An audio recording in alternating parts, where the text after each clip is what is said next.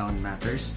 So for today's vlog, I will do a review to this a guitar wireless system that I bought from Lazada. This is a MUSLADY. I'm not sure how to pronounce it. I'm not sure if it's MUSLADY or MUSLADY, but there are people who made a review in this item. They pronounce it as a MUSLADY. So this is a MUSLADY guitar wireless system. So I bought from Lazada. I bought this around 1,309 pesos, no? So the original price was 1,500 something.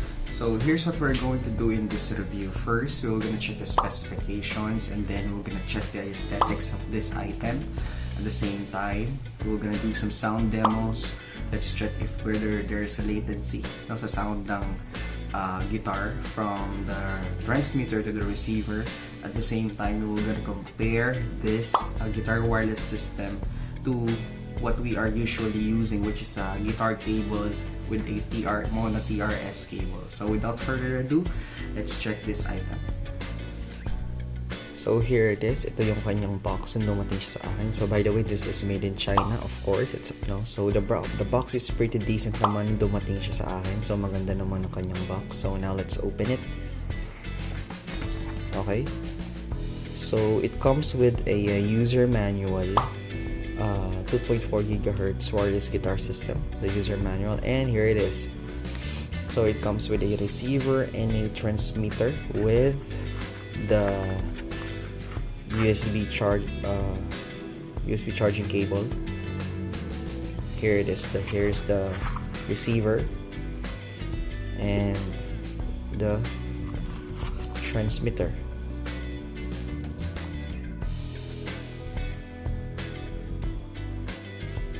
So its main features are the following. So it has a 24-bit over 48 kHz uncompressed digital transmission sample range, and also has a less than 12 millisecond latency with a greater than or 100 feet outdoors yung range niya.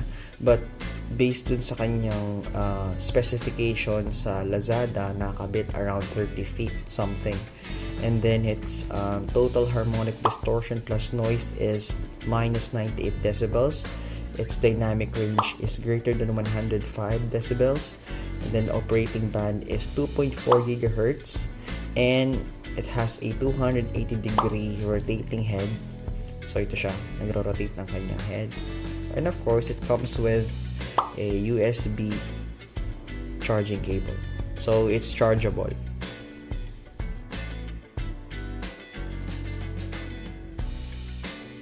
Okay, now let's check the aesthetics of this guitar wireless system. So its main material is plastic. So when I first saw this on Lazada, I thought it's made in metal, but apparently it's not. It's made in plastic. That's why it's light. And on the side, this is where you charge it. This is where you plug in the USB charging cable. This is where you turn on both the receiver and the transmitter. And there's a button here that says pair. I think you need to press this button once you plug this to your guitar and this is to your amplifier, to your effects, for it to work. So I like the design actually, although it's made in plastic.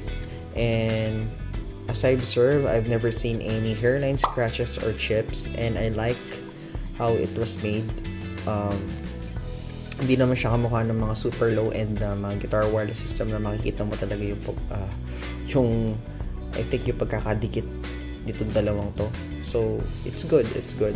So I hope lang na tumagal siya sa akin. So kasi hindi ko pa alam yung durability niya, kasi ngayon ko din siya binuksan. So I hope tumagal din siya sa akin. But overall, I like the design. I like how it looks like. So now let's move on our sound test.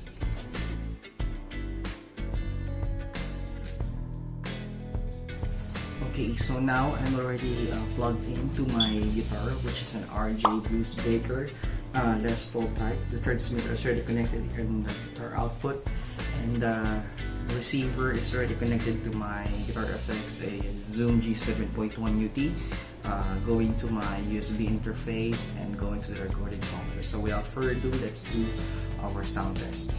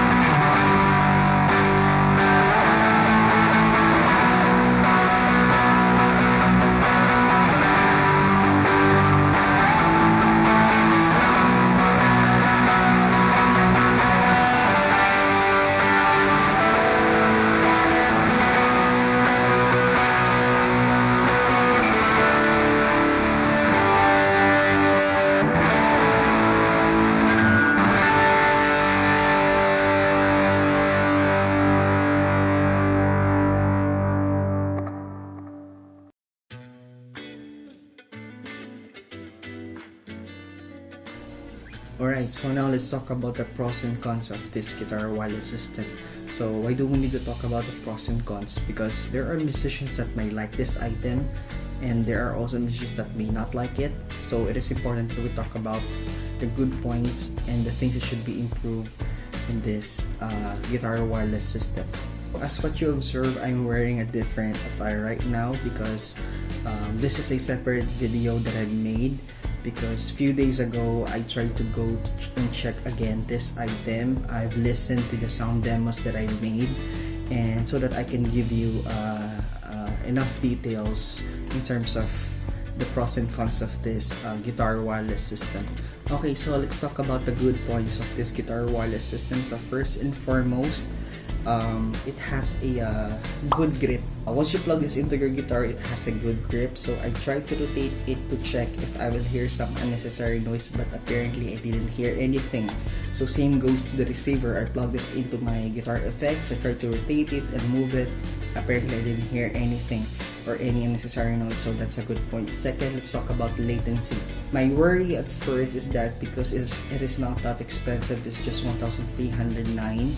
I thought it has a late response, but I was surprised that the playability is good. So kung paano kayo tumipa sa gitara nyo using a regular cable, so ganun din yung response niya. So maganda yung response niya. Sabi dito sa specs, meron siyang 12 millisecond, but hindi na siya napapansin actually, because it's almost parang eksakto talaga siya. So magandang point yun. Third, magaan siyang controlin, magaan siyang i-setup. So ganito siya na setup. So o-open mo both. Ayan, kung makikita nyo, nagbi-blink silang parehas. So to pair these things or to pair it up, you need to press the pairing button. Yung pairing button ng receiver muna yung ipipress mo. Pag nakikita nyo nag-blink siya ng mabilis, i-press nyo na rin yung pairing button ng transmitter. Pag nag-blink siyang mabilis, hintayin nyo sila. Ayan, kapag umiilaw ng parehas, ibig sabihin they are connected. So magaan siyang i-set up, and everything that you need to know about this on how to set up this guitar wireless is found in the user manual. So hindi ka naman mahihirapan i-set up to. So magaan siyang i-set up. Pang-apat naman, in terms of the battery life, one of the reasons why I made this another videos to check the battery life of this guitar wireless system. So I've been using it for almost 2 hours, but maganda yung battery niya. So hindi ko pa siya kina-charge. So hanggang ngayon may battery pa din siya, yung battery life niya. Hindi ko lang talaga matansya kung gaano talaga siya katagal, but as I've been using it, so for almost 2 hours, hindi pa siya na mamatay. So hindi ko pa siya charge simula nung binili ko siya. So para sa akin magandang point yun. Alright, so now let's talk about the other side of this guitar wireless system. It is evident, since it is wireless, it has a receiver and a transmitter, it is evident that you will hear some hiss or yung mga kaluskos. So same goes with the wireless microphones, no? Since transmit na signal, yung mga wireless microphones natin, minsan natin marinig na mga pating kaluskos. But good thing about this wireless system, you will not hear it once you start playing. So hindi mo siya maririnig kapag start ka tumugtog, no? I think it is not a major issue in terms of playability. Second, let's talk about the tone of this MUSLADY Guitar wireless system. So yung tunog nito is may pagkakaiba compare sa regular cable. So based on sa sound demo na paulit-ulit kong pinakinggan, yung tunog nito is much thinner and much brighter compared to what we are regularly using, which is a TRS cable. So the reason why I've used my Les Paul guitar, because I tried to check whether I will get the humbucking sound of my pickups, because I recently upgraded it to a Lico 5. Titingnan ko kung makukuha ko ba yung tunog ko kapag naka-regular cable ako dito. Pero based dun sa sound demo na napakinggan ko, yung tunog niya sa akin is parang Stratocaster na naka-humbucker. Parang ganun yung tunog niya sa akin. So may difference. I'm not saying it's bad, but apparently it is not the tone that I was get used to hear in a regular Les Paul guitar. Pero hindi ko naman sinasabing pangit, kaya nga sinabi ko nung una, di ba, maaring meron na may makagusto dito at merong hindi naman nila magustuhan dahil maaring hindi nila makuha. So pagdating sa timplahan, sa software, everything is flat. I didn't mix it up because I want to get the exact tone na makukuha ko dito kapag naka-flat lahat at kapag wala akong ginalaw sa equalizer, everything is flat. So gusto ko lang makuha kung ano yung tunog na makukuha ko gamit itong MUSLADY Guitar Wireless System. So it is subjective pa din at the end of the day. So nasa iyo pa din kung ano yung preferred mong tunog. Pero hindi ko pa siya ginamit sa amplifier.